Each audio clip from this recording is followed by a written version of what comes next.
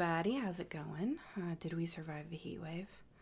We had a couple days reprieve and then it kind of got hot again, but it stayed below 90 and the humidity is reasonable, so I am surviving. I hope you are as well. So this video, there's a story with this painting as well. It's a little bit different because most of the other paintings I had kind of come up with as I was working on it, mostly made up on the fly. This one will also have a lot of details made up on the fly, but it's kind of part of like another story that I had been working on at one point with a lot of changes. It's just a little section of the story that I hijacked. It's my story, it's nobody else's. But first, just before we get into the story, are you guys bath people? I am not bath people. I'm about to have a little mini rant about baths and asking your opinions on baths. If you would like to skip my ranting about taking baths, please feel free to skip ahead. There are timestamps below, and you can go straight to the story. My two closest friends are bath people. There's nothing they like more than a long, hot bath. And I just don't understand. There is nothing about a bath that feels relaxing to me at all. I swear this is a little bit relevant to the video because water is involved, but mostly I was just thinking on it, and I had both of them tell me I needed to try taking a bath, and I was like, absolutely not. That sounds horrific.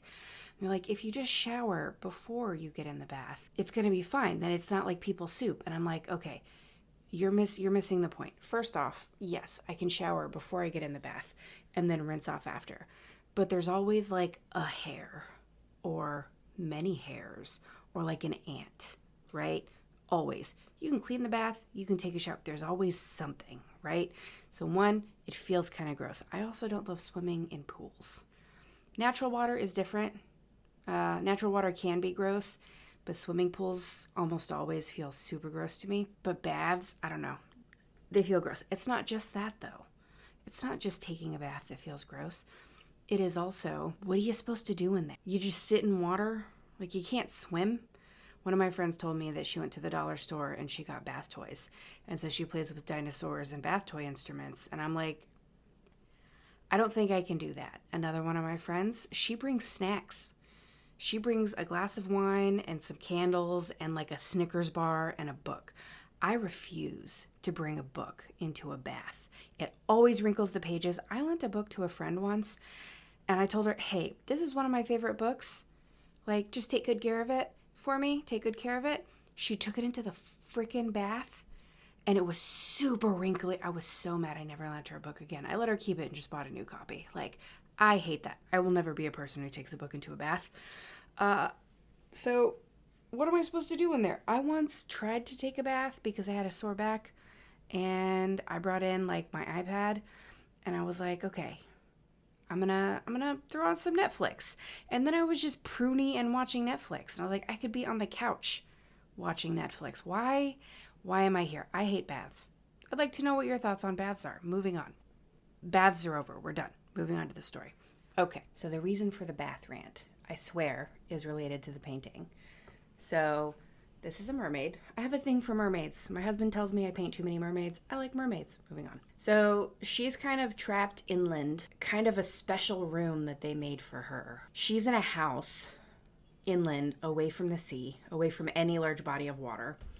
And they've kind of built her like a giant indoor swimming pool room so that, you know, oh, it's so lovely. It's like a gilded cage situation. I think how she got here, I kind of have this backstory idea of how she got here. Maybe when the lord of the estate was a boy, he was playing out on the coast. Maybe the house is fairly close to the coast, right? Like, it's not right on the water, but it's somewhere that they can visit fairly regularly, right? So maybe this kid is out playing on the coast. He falls in the water, he gets pulled out by a tide, and she ends up saving him, right? And then over time, you know, he keeps coming back and she comes back to visit with him. And maybe like as he's gotten older, she's gotten older. I don't know. I kind of feel like mermaids are just kind of indefinitely one age. We write our own lore here, so I can make up whatever I want. Maybe there are children mermaids and also maid mermaids. We don't know. We'll figure it out. So maybe they grew up together. Maybe she was a kid and he was a kid whenever she saved him. And that's why she saved him, is because she hadn't learned the rule number 1 of mermaids. Don't screw with humans. They're not worth it. Anyway, they built a relationship over many years where they were visiting each other. And maybe the lord of this house became very smitten with her. And maybe she also became very smitten with him. And he's like, hey, do you want to go see trees? Like, I was thinking about, maybe we could build a little contraption and take you to see the trees. And she's, of course, a little nervous about this, but he's become like a lifelong childhood best friend of hers. And so they don't communicate super straightforward. I feel like maybe mermaids wouldn't have like really direct speech. I'm not sure.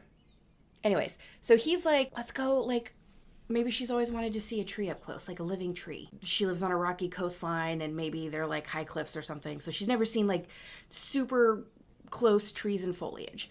And he's like, look, I'll get like a wheelbarrow situation. We'll throw some water in it and we'll put a cover on it so that you can stay wet, and I'll take you to see some trees and plants. And she's a little apprehensive, but she's like, I've always wanted to see a tree up close. So he builds a contraption, right? And it's like I said, like a wheelbarrow, and maybe there's like a cover on it to keep water from sloshing out, where she just kind of sits in it. Kind of like a canoe, but not a canoe, but like covered like that. But instead of inside where you put your legs just being air, it's water. Anyway, so maybe he gets like this contraption with these big wheels on it, and she climbs in, and maybe for their first trip he just takes her around the coastline because she's too nervous to get too far from the water, right? Like maybe she can get back to the water because she's not turning into a human on land. This isn't the kind of mermaid story that is. She doesn't have legs. Or maybe some mermaids can do that, or maybe it's like a magical power, or maybe it happens at a certain point in life. She can't do it. She's a mermaid all the time. She doesn't turn into a lady. Maybe they can only do it like on a solstice or something. That's a cool idea. Anyway, she can't have legs. So she doesn't want to get too far from the water because she can make her way back with a tail, right? If it's not too far. So he's just kind of searching, the edge, maybe where there are some little plants. And she's really fascinated by like these little bushes with little pricks on them. And maybe they found like a berry bush, and she really likes blueberries. I don't know. So they take a trip around the coast a few times, and maybe each time he gets a little bit further away and a little bit further away until like, I don't know, he brings her into like a wooded area just outside the beach. And she's like, oh my gosh, trees. Wow, I didn't realize they were this big. And she's just really, really fascinated by the trees, right? And so she becomes comfortable with him getting further and further away from the coast because he's always brought her back, right? Well, maybe he decides that like he just loves her and he needs her with him all the time. And he's like, maybe I can bring her back to my house. Maybe I can keep her in my home. I'll make her, like her own pool, and we can be together all the time. And of course, like, he's not discussing this with her. He's just decided that this is something that he would like. So as he's, exploring the coast with her and her little, I don't know, fish chamber, moving fish tank thing, he's having a special room built on his property, complete with stained glass and with a beautiful garden outside the windows because she loves plants. He doesn't make it too deep because maybe he can't. I don't know. He doesn't make it too deep. But so she's kind of, enjoying this. She's like, oh man, I get to see the planet. My fellow mer people were wrong. Like, humans can be trusted, at least some of them. And she's thrilled that she gets to see a world that most mermaids don't, right? He's built this little enclosure, and maybe when it's done and they pump it full of seawater, he decides that, I have this special garden that I want to show you, right? And she's like, okay, because at this point, he's always taking her back to the sea, right? Why wouldn't she trust him? So he takes her on like a day-long journey, and she's starting to get nervous. She's like, where are we going? Like, it's too far from the ocean. She's starting to get nervous. She's starting to realize something's not quite right. He's like, I promise it's going to be worth it. And she's starting to get a little uncomfortable, not just because she's getting far from the ocean, but also like she's basically in a little tiny enclosed fish tank, right? So like the water is getting kind of gross. She's just kind of sitting in it. I'm gonna have to draw a picture of this contraption. It really is just kind of like a wheelbarrow. And it's slow going because it's heavy. There's water in it, and it's just this kid, right? Okay. So he ends up taking her to his home, and he's like, I wanted to show you my gardens. I planted these for you. And there's like a giant fountain that's right in the middle of the garden. Ooh, maybe he even built a little passageway from the indoor house to the outdoor garden so that she could go and explore the garden, right? Because he's like, oh, I'm gonna keep my favorite mermaid pet happy. So I gave her he gave her some like enrichment toys. That sounds really terrible, but I think that's probably how he thought of it, right? We're like, oh man, she can go in and out of the house at will. She can go explore the garden. Maybe there are like multiple fountains around the garden and they're all interconnected underground, right? And so she can go explore the garden, but she's trapped, right? Ooh, I need to make a map of like the connected. That's another thing. Anyway, so he brings her to this garden where there's a giant fountain. And he's like, look, like I made this for you so that you could look all over the garden and like you wouldn't be basically stuck in this wheelbarrow. And she's very nervous at this point because she realized that she's been brought somewhere and it's a very long journey to get back home.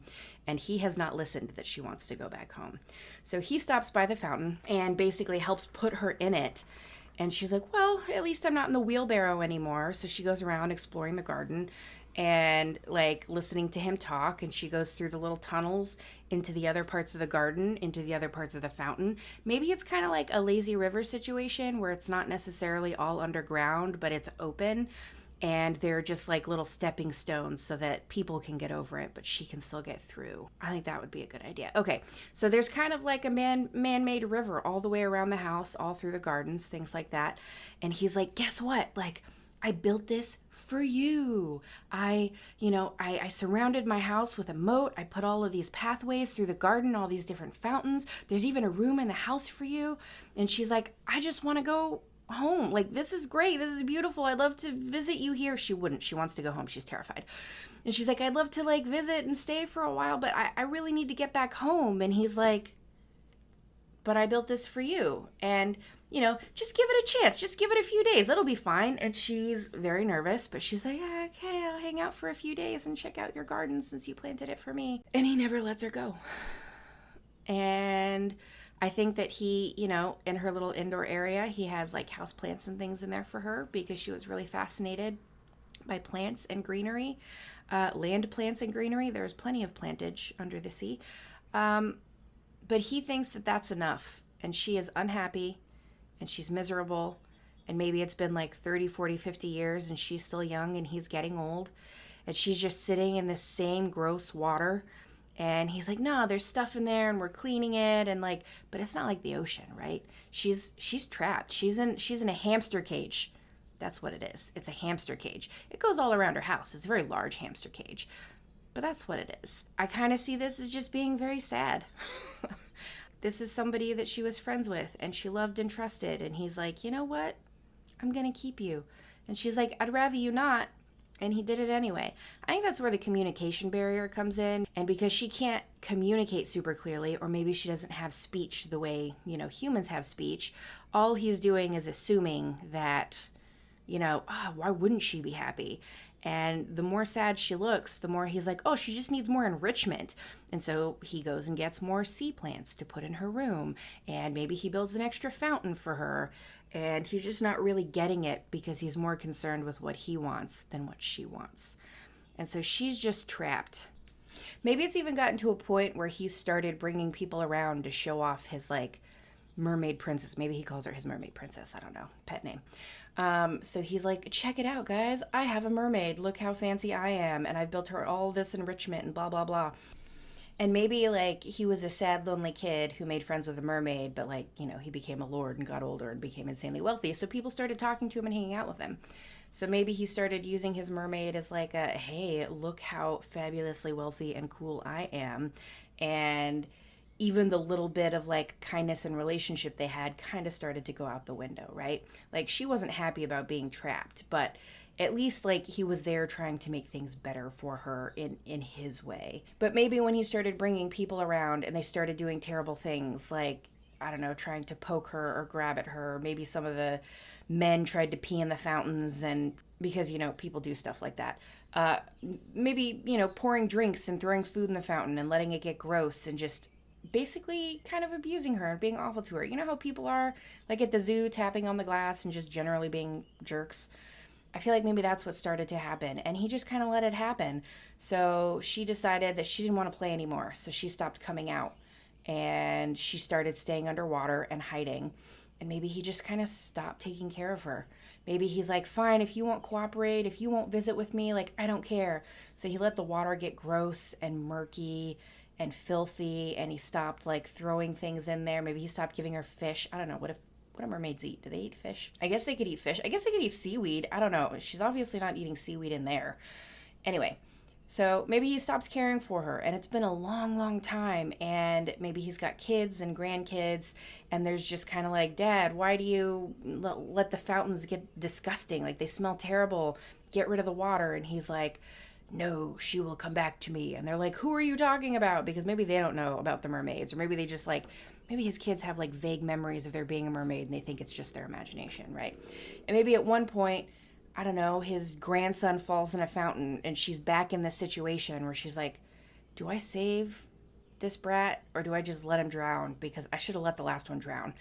And she's like, I can't do it, because she's been watching these kids grow up, right? Even though she's miserable, it's been her only happiness is watching his family grow. These kids are innocent. They didn't do anything. So she saves the little boy and she puts him on land, pulls him out of a fountain or whatever. Whatever she does, she saves him. And maybe this kid is like, Grandpa, your mermaid saved me. And he comes back and he's like, I knew you'd come back to me. But she doesn't come back up because obviously she's mad at him. Why wouldn't she be mad at him? I wouldn't hang out with him either. He's a jerk. Anyway, so maybe, she makes friends with this kid because kid and innocent, and she's incredibly lonely. And she's like, you know what? When he was a child, he was innocent and kind, and it's not this kid's fault that this man did this. She's still traumatized and angry, and she will rain down hellfire if she gets the chance. But maybe they're playing horses and stuff. Maybe the grandkid grows up and he's like, I'm gonna get you out. Maybe she gets better at communicating over time. Or maybe they've got like some sort of special psychic connection and she's able to explain to him what happened to her. Or maybe his grandfather's stories are like, yeah, I took this mermaid from the sea because we were besties and she was just super ungrateful about everything I did for her. Look at this beautiful water palace I made her. And everyone's like, Dad, it's basically a sewer now. And he's like, that's besides the point. She was ungrateful. Anyway, this kid knows what's going on. And maybe, he's like, I can't let this slide. Maybe he's digging around his grandfather's house and he finds like this weird water canoe and he's like, what is this thing? And then he thinks back to the story, either from his grandfather or from the mermaid or wherever. And he's like, this is how he got her from the sea. And he's like, I'm going to save her. So maybe this kid, he's like, I'm going to take her back to the sea. Right. And so he steals her and he's like, let's go back to the sea. And she doesn't trust him at all. She's like, you're just going to dump me somewhere. Like, and he's like, I promise you, anything is better than this, isn't it? And she's like, I guess everything's better than this.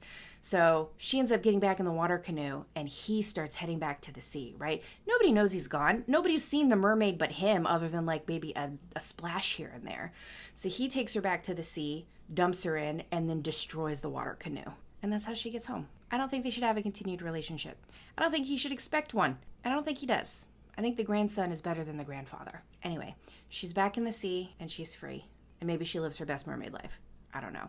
He's going to have to like go home and explain something. Maybe he won't, because nobody's even seen the mermaid, right? Maybe the whole estate has fallen into disrepair because he let the water go sour. So everything smells and everything's a little rotten.